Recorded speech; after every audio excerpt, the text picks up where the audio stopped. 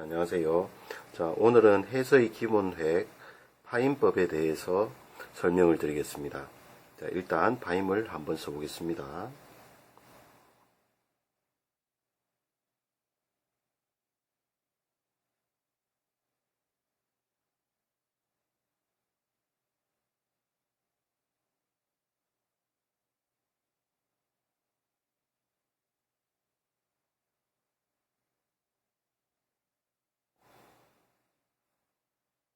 여기에 자, 파임에 있어서 붓을 세우는 과정을 일단 두 번에 걸쳐서 했습니다. 이 앞부분에서 붓을 세워서 가고, 다음에 요 밑부분에서 방향이 바뀌기 때문에 세워서 갑니다.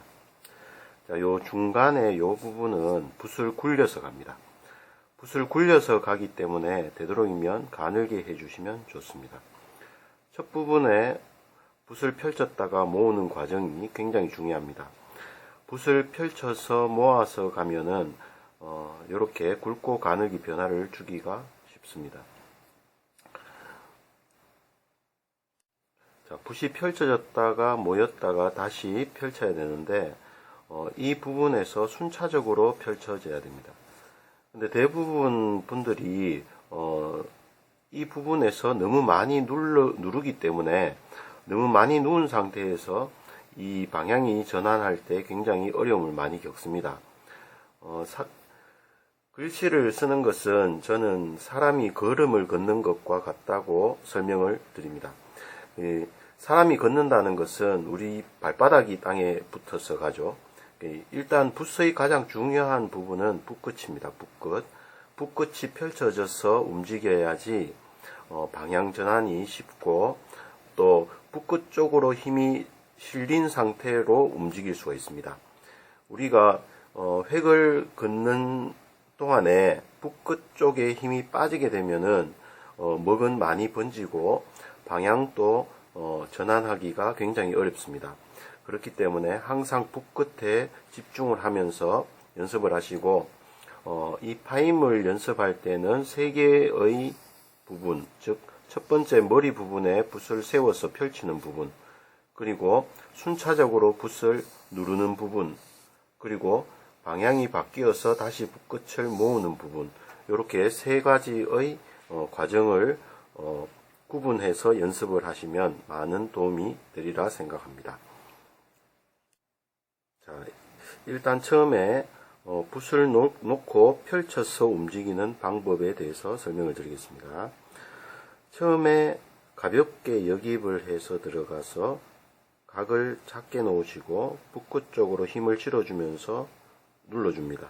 이때 붓이 가지런하게 펼쳐지는 현상이 생기게 됩니다. 붓이 뾰족한 이유는 뾰족하기 때문에 중간으로 붓끝 속으로 파고 들어갈 수가 있습니다. 만약에 붓이 뭉뚱하면은 순차적으로 파고 들어가기 어렵습니다. 붓이 뾰족하기 때문에 최대한 붓끝으로 놓으시고 붓끝 쪽을 향해서 힘을 실어주고 가볍게 눌러주시면 뾰족한 붓이 펼쳐집니다. 자, 이렇게 펼쳐지는 어떤 느낌이 되어야지 털들이 각각의 힘을 다 발휘를 할 수가 있습니다. 항상 작게 놓고 붓끝 쪽으로 힘을 실어주시고 다음에 가볍게 누르면서 펼쳤다가 모아줍니다. 이런 식으로 다시 작게 놓고 붓끝 쪽으로 세우고 그 다음 가볍게 누르면서 펼쳤다가 다시 모읍니다. 이런 식으로 돌아갑니다. 한 번 더 작게 놓고 세우고 가볍게 힘을 실어주면서 펼쳐서 모아나가는 방법. 자, 이 방법이 앞부분의 머리 부분입니다. 자, 앞부분에 각이 있는 것도 있지만 안진경 같은 경우에는 전서의 방법을 사용해서 둥글게 하는 경우도 있습니다. 자, 이 부분 역시 아주 가볍게 살짝 찔러 들어가서 붓을 속으로 파고 들어가야 되는데 중앙 부분을 향해서 가볍게 눌러주면서 붓을 펼쳐서 나갑니다. 이런 식으로 작게 살짝 찔러 들어가서 나오는 방법, 작게 살짝 찔러 들어가서 나오는 방법.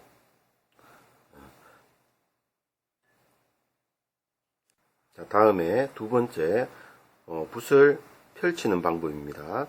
다시 파임을 써보겠습니다. 일단 작게 들어가서 가볍게 놓고 세워서 누르면서 펼쳤다가 방향을 전환해 주시고 순차적으로 하나, 둘, 셋 눌러가고 세우고 가볍게 누르고 하나, 둘, 셋. 자, 이렇게 갔습니다. 자, 요 중간 지점을 설명을 드리겠습니다. 자, 이 지점에서 우리가 흔히 쓸 때 놓치기 쉬운 건 무엇이냐 하면은 붓끝 쪽을 누르면서 가야 되는데 붓끝 쪽이 펼쳐지면서 붓끝 쪽을 누른다는 것은 붓이 속으로 벌어지는 느낌입니다. 순차적으로 벌어지면서 붓털도 굽어 들어가야 되는데 붓끝이 벌어지지 않은 상태에서 휘어지기만 하는 방법입니다. 즉 너무 갑자기 콱 놓는 경우죠. 너무 갑자기 콱 놓아 버렸을 때는 붓이 벌어지는 것보다 휘어지는 것으로 굵게 나오기 때문에 끝에 가서 힘을 주기가 어렵고 방향을 바꾸기가 어렵습니다. 붓끝 쪽으로 항상 힘을 유지한 상태로 벌어져야 되는데 즉 수직으로 붓끝 쪽으로 누르듯이 가주셔야지 털들의 힘을 실을 수가 있습니다. 자, 이런 식으로 나오죠. 근데 너무 쾅 놓았을 경우 붓끝 쪽으로 세웠을 때 뒷부분을 감당해내기가 어렵습니다. 자, 그렇기 때문에 여기서 뒷부분이 이렇게 튀어나오죠. 튀어나오지 않고 붙어가야 되기 때문에 붓이 서서히 펼쳐지도록 서서히 가주셔야지 이 붓끝을 다 잡아서 갈 수가 있다는 거죠. 자, 또 하나 제가 주의할 점을 말씀을 드리자면 손목을 써서 가는 경우가 있습니다. 손목을 어떤 식으로 쓰냐면 자, 붓을 이렇게 굽힌다는 거죠. 이렇게. 자, 붓을 그대로 이렇게 놔야 되는데 이런 식으로 들어갈 경우에는 밑부분에 허리가 꺾이기 때문에 방향의 전환이 어렵게 됩니다. 즉 붓을 놓을 때 순차적으로 놓는데 붓대가 똑바로 서서 움직여야 됩니다. 붓대가 똑바로 서서 움직여야지 붓 속으로 파고 들어가면서 휘어져서 굵기가 점점 굵어진다는 거죠. 자, 이런 식으로 갔을 때는 방향을 전환할 수가 있는데 이렇게 꺾여서 가면은 이 허리 부분이 꺾인 상태로 가기 때문에 여기서 방향을 전환하기가 상당히 어렵습니다. 붓이 같이 따라오기가 어렵다는 거죠. 그렇기 때문에 순차적으로 붓을 가만히 놓는데 위에서 아래쪽으로 즉 수직 방향으로 서서히 누르는 것, 서서히 놓는 것, 즉 힘을 넣어서 누르는 것이 아니라 내 팔의 무게를 붓끝 쪽으로 실어주는 거죠. 순차적으로 붓끝 쪽으로 힘을 실어주면서 팔이 먼저 가고 붓끝이 따라오는 느낌으로 놔주셔야지 여기서 세워서 다시 눌렀을 때 붓이 그대로 붙어갈 수가 있다는 겁니다. 우리가 머리 부분이 없이 이 파임을 쓰는 경우가 많습니다. 특히 사람 인자 같은 경우에 삐침해서 이 파임을 바로 붙일 때 이런 식으로 하는데 여기서 여기까지가 너무 가늘게 되는 경우가 있습니다. 그것은 붓을 펼치지 않고 그대로 빠르게 나왔기 때문에 여기서 먹이 많이 번지는 현상이 있거든요. 그러니까 순차적으로 점점 순차적으로 붓끝 속 붓끝이 순차적으로 파고 들어가는 느낌을 가지면서 이 파임을 해주셔야지 좋습니다. 자, 다시 한번 해보겠습니다. 자, 처음에 여깁을 가볍게 들어가고 놓고 세우고 가볍게 누르면서 펼쳤다가 자, 아까 이야기했듯이 순차적으로 위에서 아래로 점점 누르는데 너무 과하게 눌러버리면 안 됩니다. 세우고 누르면서 마무리를 하죠. 둘, 셋. 자, 마지막 부분에 붓을 모으는 과정인데 이 과정 역시 아까 이야기했듯이 손을 이렇게 안으로 들어가지 않고 그대로 놨을 때 허리 쪽으로 힘을 실을 수가 있다는 겁니다.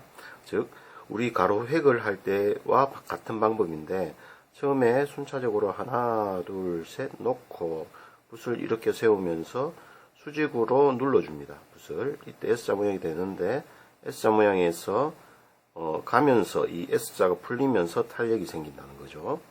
자, 이 가로 획의 방법과 같은 것이 파임의 밑부분에 들어가 있다는 겁니다.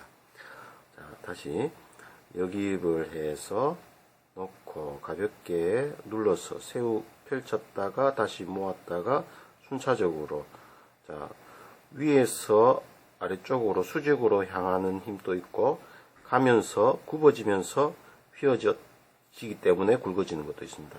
자, 이 상태에서 북구 쪽으로 살짝 올려주고 눌러주면서 붓이 펼쳐졌다가 순차적으로 모아 나갑니다. 자, 이 부분에 순차적으로 모아 나가실 때 붓끝이 떠버리면 안 됩니다. 붓끝이 떠서 자꾸만 이게 많이 움직이게 되면은 먹이 너무 많이 번지게 됩니다. 그렇기 때문에 이 마무리에 붓을 모으는 방법은 놓고 붓끝 쪽을 향해서 세우고 누르면서 펼쳤다가 다시 붓끝 쪽으로 힘이 실리게, 이때 붓끝이 벌어지면 안 됩니다. 힘이 빠져버리면 안 됩니다. 힘을 실어주면서 조금씩 모아 나갑니다. 압력을 줘서 튕겨나오게, 압력을 줘서 튕겨나오게, 압력을 줘서 튕겨나오게 해야 됩니다.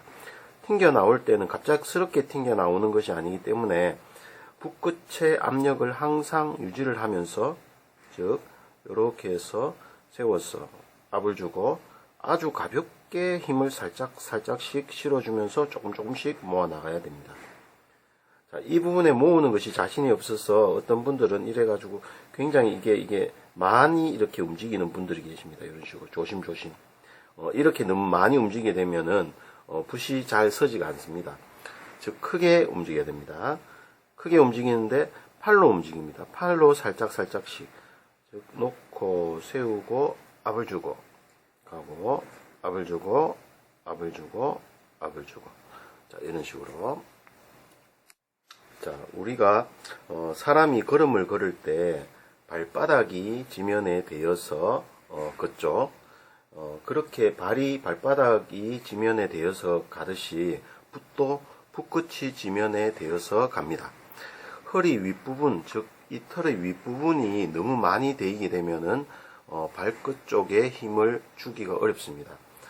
살짝 대이더라도 붓끝 쪽에 힘이 항상 가주셔야지 내가 이 붓을 모으고, 즉 방향을 전환하기가 쉽게 된다는 거죠. 자, 파임을 다시 해보겠습니다.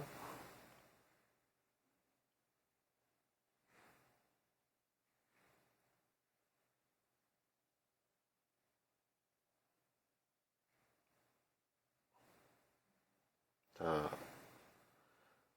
여기서 절을 안 하고도 나오죠. 자, 절을 안 하고 나오는 것은 살짝씩 펼쳐서 갔는데,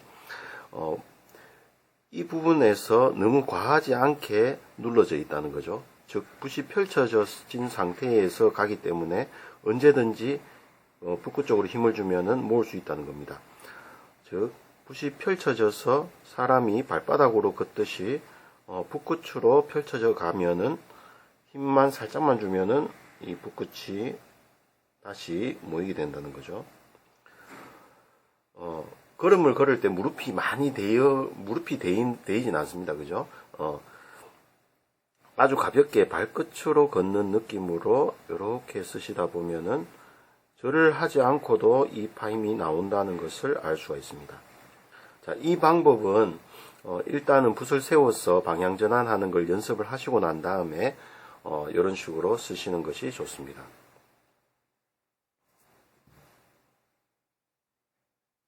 자, 안진경의 경우에 파임의 모양이 조금 다른데, 일단 살짝 찔러 들어가서 둥글게 해서 갑니다. 가늘게 왔다가 순차적으로 나오는데 이 부분이 살짝 유선형을 그리면서 갑니다. 그리고 세워서 압을 주고 붓끝을 뽑아냅니다. 자, 이런 식으로 유연하게 어떤 곡선의 어떤 아름다움을 내면서 쓰는 방법인데, 이것도 역시 보이는 것은 이렇게 둥글게 이렇게 보이지만 속은 어떤 골기가 어느 정도는 있어야 됩니다. 즉 붓이 파고 들어가면서 놔주셔야 됩니다. 이렇게 해서 세워서 압을 주고 이 순간 갑자기 붓이 많이 서는 어떤 현상이 생깁니다. 이런 식으로 쓰는 경우 다시 이렇게 많이 누른 상태에서 붓을 아주 급격하게 세워서 빼내죠. 굉장히 많이 휘어지면서도 끝부분에서 붓을 다 세웠습니다. 자, 다음 파임의 책받침의 방법입니다. 즉 책받침을 할 때는 우리가 좀 평평하게 가죠. 자, 구양순의 책받침 시험시험 갈착이죠. 한번 해보겠습니다. 자, 여기서 조금 완만하게 가다가 순차적으로 약간 내리고 다시 세워서 방향을 전환합니다. 자, 좀 완만하게 가는 책받침의 방법입니다. 안진경의 방법도 있죠. 안진경은 보통 이렇게 해서 점으로 찍듯이 이렇게 합니다. 그리고 약간 동그스름하게 세워서 끝을 뽑아냅니다. 자, 이런 방법이 있습니다.